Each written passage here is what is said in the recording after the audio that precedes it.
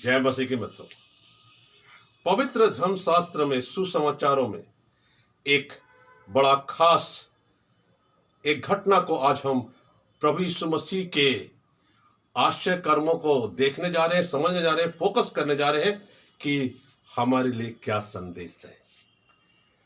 आराधनालय के सरदार याईर की बेटी बहुत ज्यादा बीमार है, उसकी उम्र 12 बरस की है और वो प्रभु यीशु मसीह के पास दौड़ कर आया है।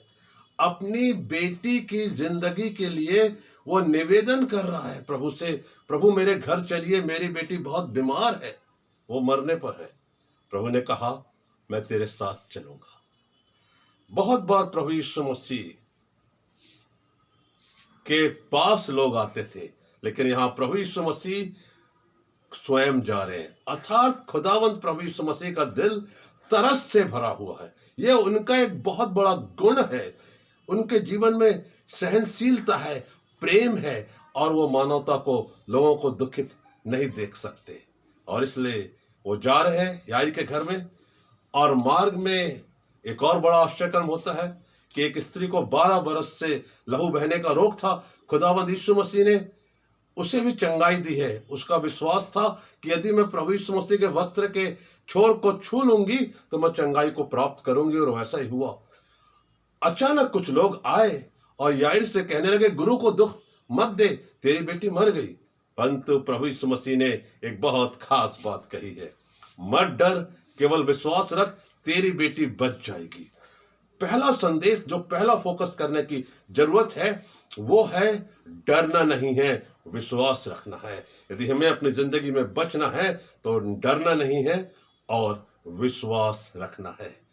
और प्रभु जब उस याईर के घर पहुंचते हैं तो लोग विलाप कर रहे, रो रहे हैं। और प्रभु ने कहा वो मरी नहीं परंतु सोती है। कुछ लोग हंसी भी करने लगे, लेकिन प्रभु ने इस बात पर ध्यान नहीं दिया और उस बेटी के माता पिता को साथ लेकर जहां वो बिस्तर में थी वहां वो अंदर गए। उनके साथ पतरस, याकूब और यूहन्ना भी थे और उन्होंने लड़की का हाथ पकड़कर कहा, हे बेटी, हे लड़की, मैं तुझसे कहता हूं उठ। और वो तुरंत उठ बैठी।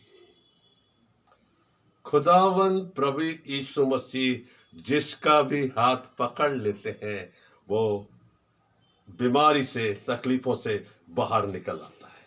और मैं आज आपके साथ यही खास बात शेयर करना चाहता हूं। जिंदगी में कभी आप निराश मत होइए, खुदावंद यीशु मसीह का हाथ थाम लीजिए। जब पतरस पानी में डूबने लगा तो उसने चिल्लाकर कहा, हे प्रभु मुझे बचा, क्योंकि मैं डूब रहा हूं। प्रभु ने अपना हाथ बढ़ाया, उसे थाम लिया और वो डूबने से बच गया। जो दूसरी महत्वपूर्ण बात मेरे और आपके लिए है जीवन में, कि हमें जो बचाने वाला हाथ है वो खुदावंद यीशु मसीह का है। The saving hand of Jesus, उसको हमेशा पकड़े रहना है।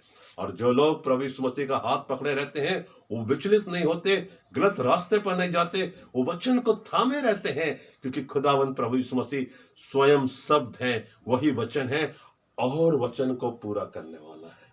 और तीसरी बात, उन्होंने उस बेटी के माता पिता से कहा उसे कुछ खाने को दिया जाए। वो तो बीमार थी, अच्छी हुई, शारीरिक कमजोरी थी, दुर्बलता थी, उसे भोजन देने के लिए प्रभु यीशु मसीह ने कहा। उसके अतिरिक्त एक और बात है जो हमारे बच्चों को शारीरिक भोजन के अलावा शिक्षा और जितनी जरूरत की चीजें उन सब के अलावा बहुत जरूरी है, सबसे जरूरी है कि हम उन्हें बाल्यकाल से, बचपन से परमेश्वर का वचन भी खिलाएं। उन्हें संडे स्कूल में अवश्य भेजें, आराधनालयों में अपने साथ ले जाएं और उनको बाल्यकाल से सांसारिक शिक्षा के अलावा पवित्र बाइबल की शिक्षा भी दें। और आप देखेंगे जब बच्चे बड़े होंगे तो वो न केवल आपके लिए परंतु सारे संसार के लिए, समाज के लिए, कलीसिया के लिए आशीष का कारण होंगे और उससे प्रभु यीशु मसीह की महिमा होगी। भजन संहिता 34 में लिखा है, चख कर देखो यहोवा कैसा भला है, और परमेश्वर के वचन मधु से भी मीठे हैं। ये मुझे और आपको ये बात बताई जा रही है कि हमें अपने बच्चों को परमेश्वर के वचन सिखाना है, उन्हें परमेश्वर में आगे बढ़ाना है, एक आशीषित जीवन की ओर ले जाना है। और हम देखेंगे कि हमारे बच्चे आशीषित, धन्य और फलवंत होंगे। परमेश्वर पिता इन वचनों के द्वारा हम सबों को बहुत बहुत आशीषें दे। आमीन।